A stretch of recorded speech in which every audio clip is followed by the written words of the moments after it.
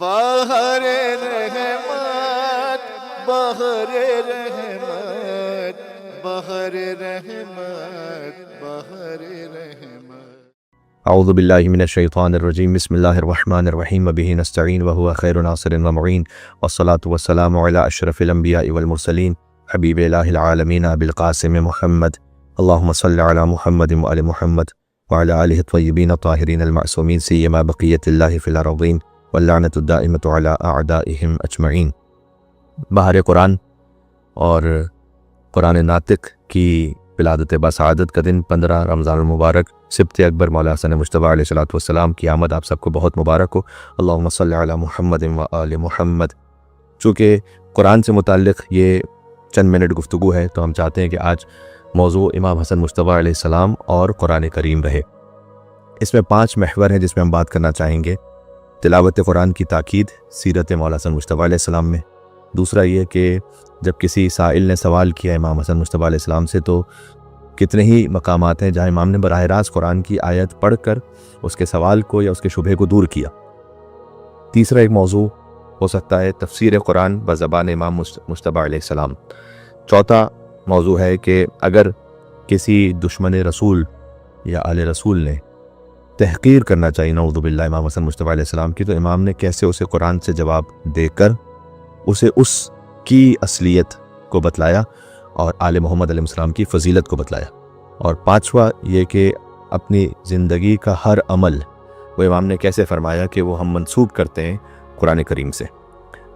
پہلی بات یہ کہ امام حسن مجتبیٰ علیہ السلام فرماتے ہیں کہ یوم القیامہ قرآن کچھ لوگوں کے لیے قائد ہوگا، کچھ کے لیے سائق ہوگا۔ قائد کسے کہتے ہیں اور سائق کسے کہتے ہیں؟ قائد کا مطلب ہے کہ فرض کیجیے کہ آپ کی گاڑی خراب ہو جاتی ہے، آپ کو رستہ معلوم نہیں ہے۔ ایک مرتبہ یہ ہے کہ کوئی آتا ہے کہتا ہے کہ آپ کی گاڑی خراب ہو گئی تو اب اس کو بیلٹ باندھ کے لے جانا پڑے گا، یہ ہے سائق، کھینچ کے لے جانے والا۔ ایک دفعہ ہے کہ آپ کی گاڑی خود چل رہی ہے، وہ کہتا ہے میں آگے چلتا ہوں، آپ میرے پیچھے پیچھے آ جائیں، یہ ہے قائد، وہ آپ کی قیادت کر رہا ہے۔ تو امام علیہ السلام نے فرمایا کہ قرآن کچھ لوگوں کے لیے قائد ہوگا، جنت میں لے جائے گا، کچھ لوگوں کے لیے سائق ہوگا، کھینچ کر جہنم میں لے جائے گا۔ جس کے لیے قائد ہوگا امام حسن مجتبیٰ علیہ السلام فرماتے ہیں احل حلالہ وحرم حرامہ، جو اللہ کے حلال کیے ہوئے کو حلال سمجھے اور قرآن میں اللہ کے حرام کیے ہوئے کو حرام سمجھے، یہ قرآن اسے جنت میں قائد بن کر لے جائے گا۔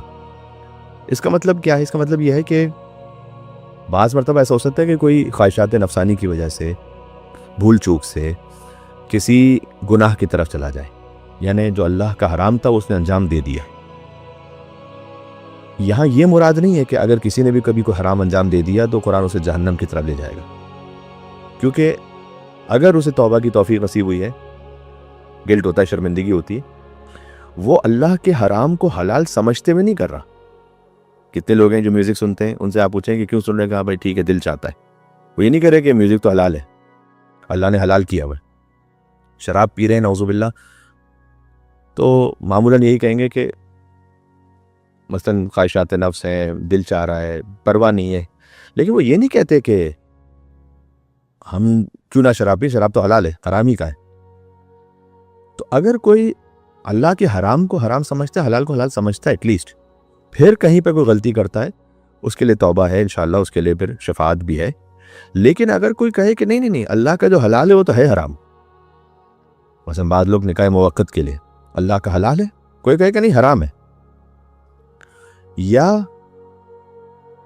جو اللہ کا حرام ہے اس کو کہے حلال ہے۔ میں نے ابھی شراب کی مثال دی، میں نے ابھی آپ کو میوزک کی مثال دی۔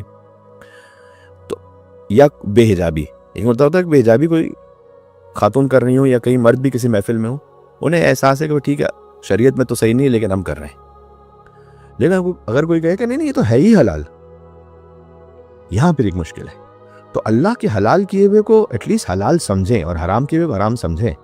یہ نہ کرنے لگے کہ اب اگر کوئی غلطی بھی کر رہا ہے کہیں گے نہیں جناب یہ تو حرام ہے ہی نہیں، یہ تو حلال ہے۔ جب آپ کوئی حلال کو حرام کر دیں گے اور حرام کو حلال کر دیں گے تب مشکل ہے، پھر وہ قرآن اسے جہنم کی طرف کھینچ کے لے کے جائے گا۔ کسی سے کوئی گناہ ہوگا انشاءاللہ اس کو توبہ کی توفیق ہوگی، انشاءاللہ شفاعت بھی ہو جائے گی، لیکن اگر کوئی دین ہی کو بدل دے گا، اس کے لیے ہے کہ جو حلال کو حلال اور حرام کو حرام سمجھے گا قرآن اس کے لیے قائد ہے، جو حلال کو حرام اور حرام کو حلال سمجھے گا قرآن اس کے لیے سائق۔ آمنوا بمتشابہ امام حسن فرماتے ہیں کہ قرآن اس کو جنت کی طرف لے جائے گا جو متشابہ پر ایمان رکھے۔ قرآن کی بہت ساری آیتیں ایسی ہیں جو ہمارے لیے بھی سمجھنے ہمارے لیے مشکل ہے اس کو سمجھنا، کیونکہ جو متشابہ ہیں وہ محکم کے ذریعے سمجھی جا سکتی ہیں اور ائمہ علیہ السلام کی سنت قطعیہ کے ذریعے سے سمجھی جا سکتی ہیں، لیکن متشابہ پر ایمان رکھنا کہ جو کچھ ہے وہ حق ہے۔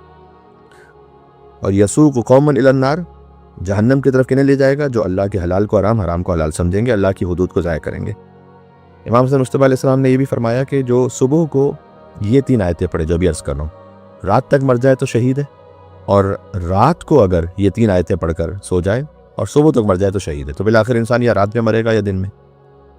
تو اگر یہ روٹین آپ بنا لیجئے کہ فجر کے بعد بھی پڑھ لیجئے جب دن شروع ہو جاتا ہے یہ 3 آیتیں، اور مغرب کے بعد بھی پڑھ لیجئے جب رات شروع ہو جاتی ہے 3 آیتیں، تو دن میں کسی بھی وقت انسان 24 گھنٹے میں سے اس کا انتقال ہو وہ شہید کی موت ہے۔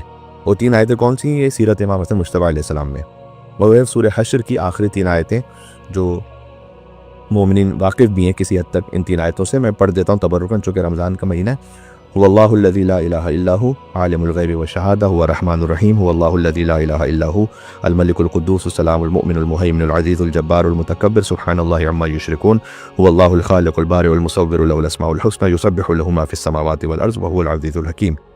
یہ سورہ حشر کی آخری 3 آیتیں سیرت امام حسن مصطفیٰ علیہ السلام میں ملتا ہے کہ اسے پڑھا کرتے تھے۔ سورہ کہف کو بھی ہر رات پڑھتے تھے اور بے انتہا گریہ فرماتے تھے مولا حسن مصطفیٰ علیہ السلام، اور گریہ کا سبب تو مولا خود ہی اس کی حقیقی وجہ اور علت کو جانتے ہیں، لیکن یہ کہ ایک بات سمجھ میں آتی ہے کہ کیونکہ امام حسین علیہ السلام نے بھی نوکے نیزہ پر جو قرآن کی تلاوت کی، اس میں سورہ کہف کی یہ آیت بار بار ملتی ہے کہ حسبت ان اصحاب الکہف والرقیم کانوا من آیاتنا عجبا۔ تو بعید نہیں کہ امام حسن مصطفیٰ علیہ السلام اپنے بھیا حسین علیہ السلام کے اسی وقت کو یاد کرتے ہوئے سورہ کہف کی آیت کو پڑھتے ہوں اور گریہ کرتے ہوں۔ اور امام حسن مصطفیٰ علیہ السلام ہی کا وہ فرمان ذیشان ہے ان کی شہادت کے موقع پر البتہ کہ لا یوم کا یوم کا یا ابا عبداللہ، اے حسین جیسے آپ کے مصائب کا دن ہے ویسے کسی کے مصائب کا دن نہیں ہے۔ پھر امام حسن مصطفیٰ علیہ السلام نے فرمایا کہ جو نماز کے بعد آیت الکرسی کو پڑھے تو اگلی نماز تک بلا سے محفوظ رہے گا انشاءاللہ۔ اگر آپ وہ 3 آیتیں نہ بھی پڑھ سکیں آیت الکرسی میں تو کم سے کم جو پہلی آیت ہے وہ العلی العظیم تک کم سے کم وہ ضرور پڑھ لیا کیجیے۔ اب یہ وہ بات ہو گئی کہ تلاوت قرآن کی تاکید سیرت امام حسن مصطفیٰ علیہ السلام میں۔ پھر امام علیہ السلام نے ایک مرتبہ بہترین لباس پہنا ہوا تھا، تو کسی نے امام سے سوال کیا بلکہ اعتراض کیا کہ آپ نے اتنا بہترین لباس پہنا ہے تو یہ ایسا لباس کیوں پہنا ہے، یعنی وہ سمجھنے لگا کہ دنیا داری ہے یہ۔ تو اب امام نے جواب دیا قرآن کی آیت سے، سورہ اعراف کی آیت نمبر 31 پڑھی کہ یا بنی آدم خذوا زینتکم عند کل مسجد۔ امام نے کہا میں اس وقت مسجد کی طرف جا رہا ہوں اور اللہ عز و جل کا حکم ہے کہ اے آدم کی اولاد تم زینت کو اختیار کرو ہر نماز کے وقت، خاص طور پر یہاں پہ مسجد کا لفظ بھی ہے عند کل مسجد، ہر سجدہ کرنے کی جگہ پر اور نماز کے وقت میں تم اختیار کرو زینت کو۔ تو میں اللہ کے حکم سے زینت کو اختیار کر کے اس بہترین لباس کو پہنا ہوا ہوں۔ تو جو ہے آپ کی اس کا مطلب ہے کہ خود امام علیہ السلام کی زندگی میں یہ بھی ملتا ہے کہ کبھی امام سے کسی نے کوئی سوال کیا ہو یا اعتراض کیا ہو، امام نے فوراً قرآن کی آیت سے، جبکہ امام اگر خود بھی کہتے تو وہ ان کا قرآن ناطق ہونا وہ ویسا ہی ہے، لیکن یہ کہ امام نے بہرحال قرآن سے جواب دیا۔ اچھا، یہ ائمہ کا دستور بھی تھا۔ امام حسن مصطفیٰ علیہ السلام کے نواسے کون ہیں ائمہ میں؟ یہ ذرا میں 1 سیکنڈ 2 سیکنڈ کے لیے رکتا ہوں، آپ سے ایک سوال بھی، خود ہی سوال ہے، خود ہی آپ جواب دیں۔ امام حسن مصطفیٰ علیہ السلام کے نواسے کون ہیں؟ جنہوں نے امام محمد باقر علیہ السلام سوچا انہوں نے بالکل صحیح سوچا، اس لیے کہ امام زین العابدین علیہ السلام کا ازدواج ہوا امام حسن مصطفیٰ علیہ السلام کی بیٹی سے، بی بی فاطمہ بنت حسن سلام اللہ علیہ، جن کے اپنے بے انتہا فضائل ہیں، سبحان اللہ۔ لہٰذا امام محمد باقر علیہ السلام امام حسین کے پوتے ہیں اور امام حسن کے نواسے ہیں۔ تو امام حسن مصطفیٰ علیہ السلام کے نواسے امام باقر علیہ السلام فرماتے ہیں کہ ما حدثتکم بشیء، کوئی بھی شاید جب ہم بیان کریں کوئی بھی بات، سبحان اللہ، امام ہی کہہ سکتے تھے فاسألونی این ھذا من کتاب اللہ، تم پوچھ سکتے ہو کہ یہ اللہ کی کتاب میں کہاں لکھا ہوا ہے۔ یہ فقط شان امامت ہے۔ تو ائمہ علیہ السلام سے اگر کوئی سوال کرتا ہے، کوئی اعتراض کرتا ہے، تو امام علیہ السلام کا معمولی طریقہ یہ کہ پھر قرآن کی آیت پڑھ کے جواب دیتے ہیں، جیسے ابھی میں نے امام حسن مصطفیٰ علیہ السلام کا واقعہ سنایا۔ لہٰذا حدیث میں بھی ہے کہ القرآن یہدی الی الامام والامام یہدی الی القرآن، قرآن امام کی طرف ہدایت کرتا ہے اور امام قرآن کی طرف ہدایت کرتا ہے۔ آخری بات اس میں یہ کہ امام علیہ السلام نے اگر کسی دشمن نے تحقیر کرنا چاہی تو امام نے جواب دیا اسے قرآن کی آیت سے۔ امام حسن کے بعض مکالمات حاکم شام کے دربار میں، تو وہاں حاکم شام کا بیٹا یزید بھی ہے، تو مطلب اس نے کہا کہ امام حسن مصطفیٰ علیہ السلام سے کہ کیا وجہ ہے کہ آپ مجھے اچھے نہیں لگتے، نعوذ باللہ من ذالک۔ امام علیہ السلام نے اس لعین کو سورہ اسراء کی آیت نمبر 64 پڑھ کے جواب دیا، کہا وَشَارِكُمْ فِي الْأَمْوَالِ وَالْأَوْلَادِ، میں تجھے کیسے اچھا لگ سکتا ہوں جبکہ اللہ عز و جل نے قرآن میں کہا ہے کہ اللہ کچھ لوگوں کی اولاد میں اللہ کہتا ہے کہ وہ شیطان شریک ہوتا ہے.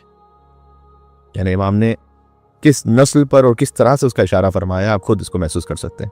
امام نے کہا کہ اللہ نے کہا ہے کہ کچھ لوگوں کے مال میں شیطان شریک ہوتا ہے، کچھ کی اولاد میں شیطان شریک ہوتا ہے. جس کی اولاد میں شیطان شریک ہو جائے وہ خلیفۃ اللہ کی تعظیم نہیں کر سکتا، اس لیے کہ خلیفۃ اللہ کی تعظیم شیطان نے سب سے پہلے، جس نے خلیفۃ اللہ کی تعظیم سے انکار کیا تو وہ خود شیطان تھا. آدم علیہ السلام کی تعظیم نہیں کی تھی اس نے. تو امام نے جواب دیا اس شخص کو، اس لعین کو. میں بات کو اب سمیٹ لیتا ہوں. ایک مرتبہ امام حسن مجتبیٰ علیہ السلام کو کسی نے ایک پھول پیش کیا، غلام تھا امام کا، امام نے اس کو آزاد کر دیا.